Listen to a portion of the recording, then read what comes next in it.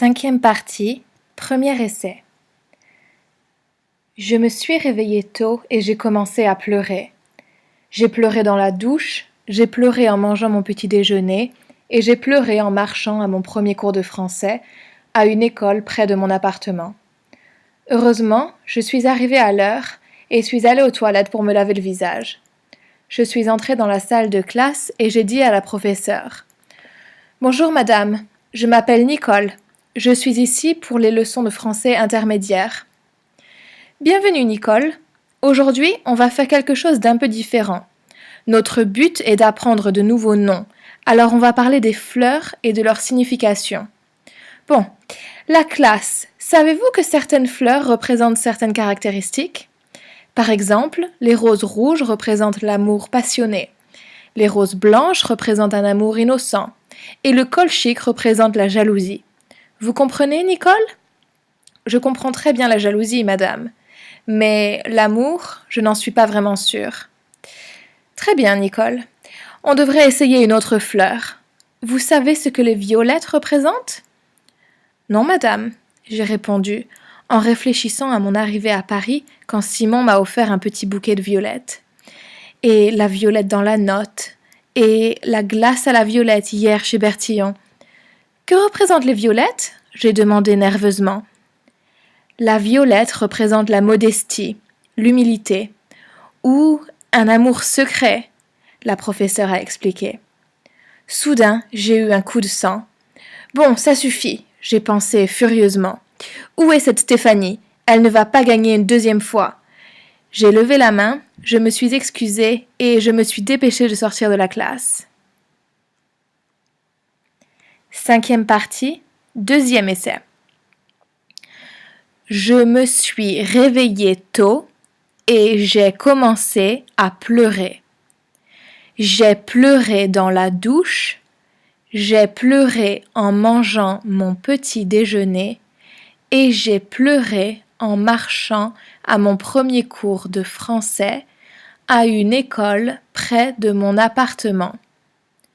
Heureusement, je suis arrivée à l'heure et suis allée aux toilettes pour me laver le visage. Je suis entrée dans la salle de classe et j'ai dit à la professeure: « Bonjour, madame, je m'appelle Nicole.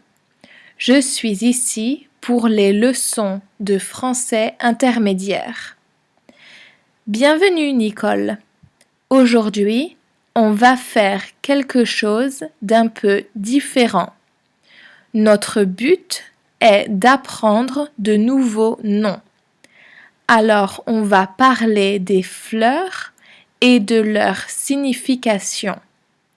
Bon, la classe, savez-vous que certaines fleurs représentent certaines caractéristiques? Par exemple, les roses rouges représentent l'amour passionné. Les roses blanches représentent un amour innocent. Et le colchique représente la jalousie. Vous comprenez, Nicole? Je comprends très bien la jalousie, madame, mais l'amour, je n'en suis pas vraiment sûre. Très bien, Nicole.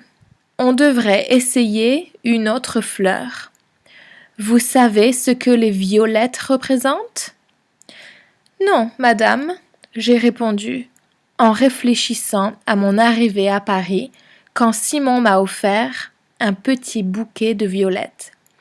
Et la violette dans la note. Et la glace à la violette hier chez Bertillon. Que représentent les violettes? J'ai demandé nerveusement. La violette représente la modestie, l'humilité ou un amour secret, la professeure a expliqué. Soudain, j'ai eu un coup de sang. Bon, ça suffit, j'ai pensé furieusement. Où est cette Stéphanie? Elle ne va pas gagner une deuxième fois. J'ai levé la main, je me suis excusée et je me suis dépêchée de sortir de la classe.